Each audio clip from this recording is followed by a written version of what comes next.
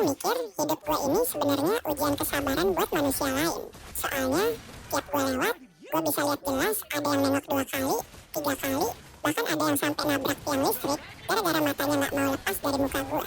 Gue ngerti sih, nggak semua orang siap ketemu manusia dengan ketampanan yang benchmarknya udah sekelas Marlon dan Jeffrey Nicole. Tapi ya, ini kan bukan salah gue, ini salah genetik yang terlalu dermawan.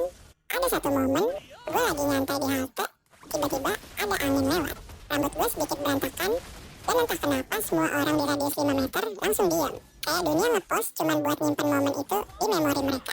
Kalau ini film, mungkin langsung muncul tulisan The Most Handsome Man Alive di layar. Gue juga udah kebal sama yang namanya tatapan sirik, bukan karena gue sombong, tapi karena gue sadar ada orang yang harus kerja keras buat tampil oke.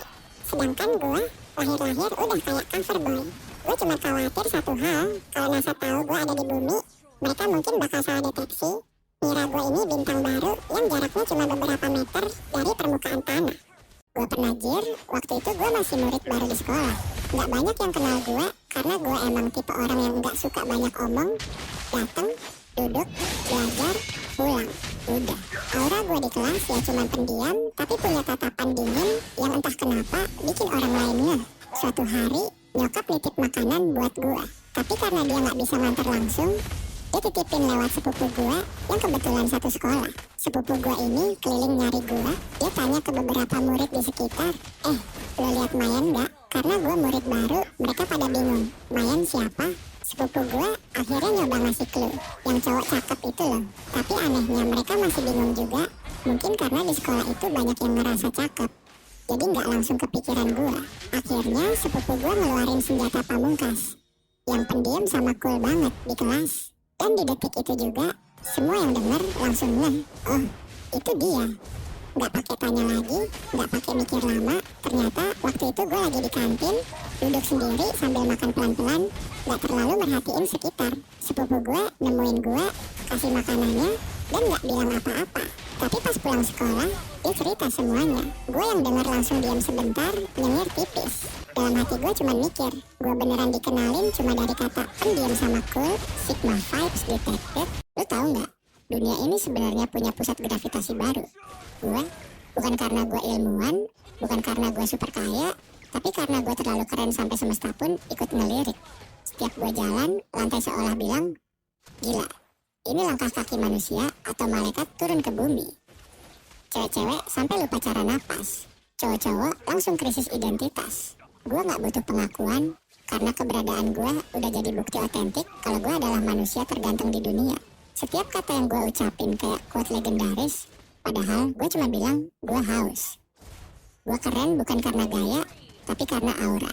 Bahkan bayangan gue pun pengen jadi gue. Waktu orang lain berjuang buat jadi unik, gue malah susah jadi biasa. Gue minum kopi, kopinya mendadak premium. Gue duduk di kursi plastik, kursinya naik pangkat jadi throne. Dunia ini bukan panggung bro, dunia ini catwalknya gue. Semua mata lihat ke gue bukan karena mereka disuruh, tapi karena mereka nggak bisa nggak lihat. Jadi, kalau lo masih mikir siapa orang terkeren di dunia, cermin jawabannya. Tapi cuman kalau gue yang ngaca, lo tahu nggak sih, setiap gue masuk kelas tuh, suasananya langsung berubah. Bukan karena gue bawa makanan atau tugas lengkap, tapi karena muka gue emang bawa aura ganteng maksimal. Serius, cewek-cewek tuh kayak udah hafal suara langkah kaki gue.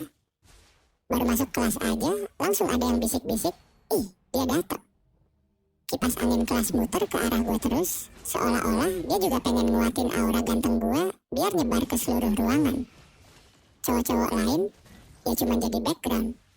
Kadang kasihan sih, mereka belajar keras, tapi yang dapat perhatian tetap gue. Pas pelajaran, guru sering nyuruh gue baca materi di depan, katanya biar semua orang fokus.